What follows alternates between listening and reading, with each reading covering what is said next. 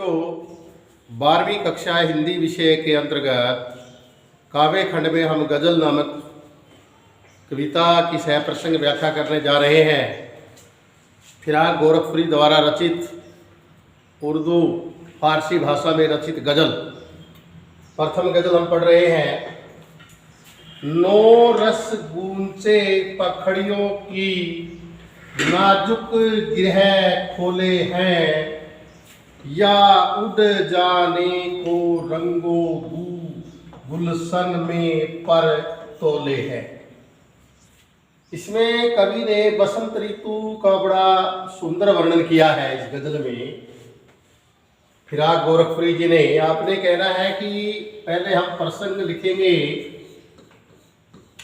प्रसंग में लिखेंगे कि यह काव्यांश हमारे हिंदी के पाठ्यक्रम की पुस्तक आरोह भाग 2 में संकलित गजल नामक कविता से लिया गया है। इसके कवि फिराक गोरखपुरी जी है। इसमें कवि ने बसंत के सौंदर्य का वर्णन किया है। कहता है बसंत आने पर नो रस का मतलब होता है नया रस, नए रस। नव का मतलब नया, रस मैंने रस। गूंचे मैंने कलिया, गूंचे मैंने कलिया। पखड़िया की नाजुक मैंने कोमल। गिरह मैंने गांठे, खोले मैंने खोल रही है।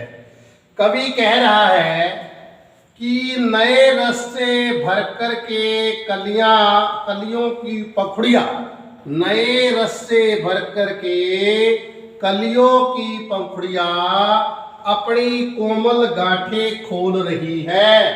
अर्थात अब जो कलियां हैं वो फूल बन रही है और उसमें जो सुगंध निकल रही है, उससे कलियां जब फूल बन रही है उससे जो सुगंध आ रही है उसको देखकर ऐसा लग रहा है कि रंग और बू, रंग मैंने रंग, बू का मतलब खुशबू यानी सुगंध, गुलशन का मतलब बाग या बगीचा, बाग या बगीचा,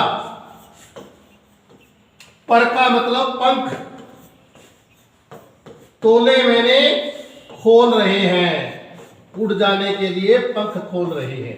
कवि कल्पना कर रहा है कि नए रस से भरकर कलियों की जो पखड़ियां है अपनी कोमल गांठें खोल रही है और उस अर्थात कलियां जो है फूल बन रही है, उससे जो सुगंध फैल रही है उसको देखकर ऐसा लगता है कि रंग और खुशबू दोनों ही बगीचे में उड़ जाने के लिए, उड़ने के लिए पर तोले अपने पंख फैला रहे हैं। पंख फैलाना, पर तोले का मतलब पंख फैलाना। इसमें आपने यही कहना है कि इस पद्यांश में बसंत ऋतु का बड़ा सुंदर वर्णन किया है। उसमें कहा है कि कलियां जब फूल बनती है तो सारा वातावरण सुगंध से भर जाता है और उर्दू फारसी भाषा का प्रयोग है। अभिधा शब्द शक्ति है, प्रसाद गुण और शांत रस है, वर्णनात्मक शैली है, गजल छंद है।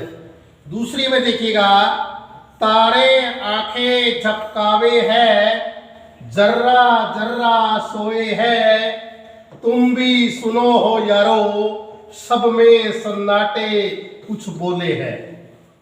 कवि कह रहा है इसमें रात के गहरे अंधकार में टिमटिमाते तारों का बड़ा सुंदर वर्णन किया है।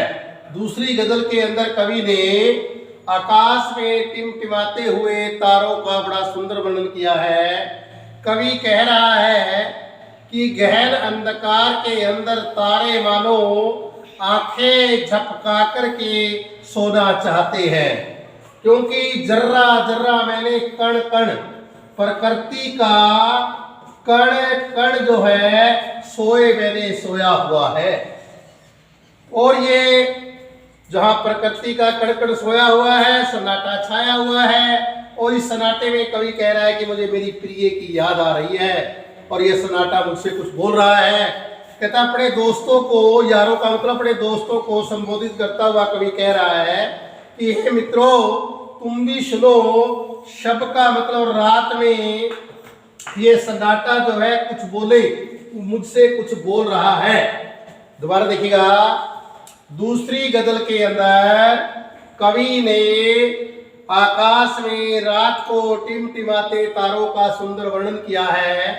कवि कह रहा है कि रात के गहन अंधकार में मानो तारे जो है आंखें झपका करके सोना चाहते हैं, जर्रा जर्रा सोए हैं, प्रकृति का कण कण सोया हुआ है। और ये जो सन्नाटा मुझसे कुछ बोल रहा है, और कवि कह रहा है कि मुझे प्रिय की याद आ रही है, तो अपने दोस्तों को कह रहा है कि हे दोस्तों, हे मित्रों, तुम भी सुनो, रात में ये सन्नाटा जो है मुझसे कुछ बोल रहा है। इसमें विशेष आपने इस गजल का यही कहना है कि इसमें रात में रात की प्रकृति का कवि ने बड़ा सुंदर वर्णन किया है।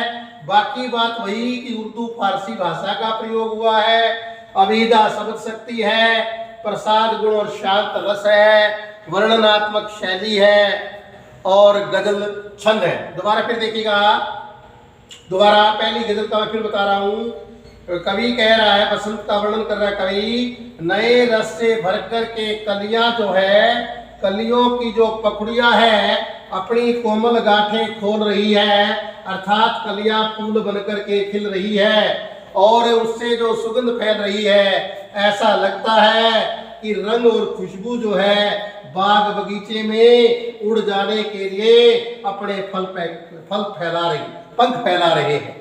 इसमें रात के तारों का वर्णन है। कहता है, कवि कह रहा है कि रात के गहन अंधकार में तारे जो है आंखें झपका करके सोना चाहते हैं, प्रकृति का कड़कड़ सोया हुआ है और इस सन्नाटे में मुझे प्रिय याद आ रहा है। कवि कह रहा है कि हे दोस्तों, हे मित्रों, तुम भी सुनो, रात में ये सन्नाटा मुझसे कुछ कह रहा है। इसमें रात का जो है रात की प्रकृति का बड़ा सुंदर वर्णन किया है और इसमें सारे दोनों ही पकड़ियों के अंदर जो है मानवीय कण अलंकार का सुंदर प्रयोग किया गया है।